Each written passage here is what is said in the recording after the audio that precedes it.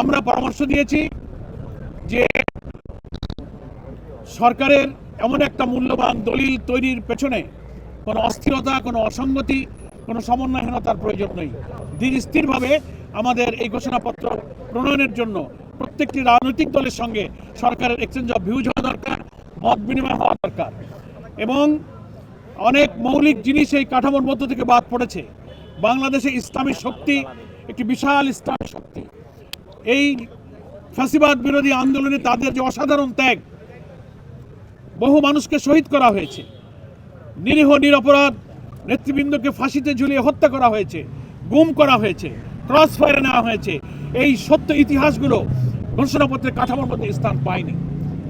আমরা আয়না ঘরে গুম করা হয়েছে এবং অনেক মৌলিক জিনিস এই ইতিহাস থেকে যেন বাদ না পড়ে যায় সে ব্যাপারে আমরা এনেছি অনেক কথা।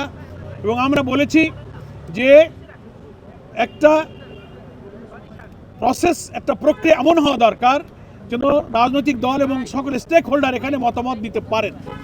সরকারের পক্ষ থেকে একজন মাননীয় উপদেষ্টা দায়িত্ব নিয়ে এটা বলেছেন যে আপনাদের সকলের কথা আমরা ধৈর্যের সাথে শুনেছি এবং আজকের এই আলোচনাটা একটা প্রাথমিক আলোচনা হলো এবং খবর পাওয়া, ঘোষণাপত্রের কপি পাওয়া, মিটিংয়ে উপস্থিত হওয়া ইত্যাদি বিষয়ে কিছু অসংলগ্নতা এবং কিছু যে ব্যতিক্রম, কিছু ভুল ত্রুটি, কিছু গ্যাপ হয়েছে, এটাও ওখানে অনেকেই তুলে ধরেছেন।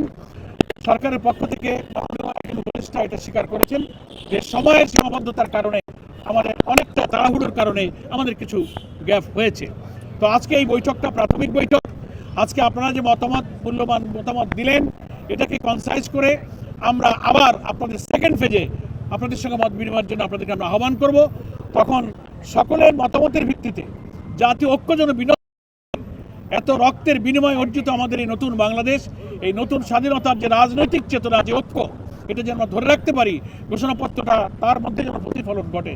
এইভাবেই দ্বিতীয় ফেজে আবার সরকারের পক্ষ থেকে রাজনৈতিক দলগুলোর সঙ্গে মত বিনিময় করা হবে এবং ঘোষণাপত্র একটা প্রস্তুত করা হবে ইনশাআল্লাহ।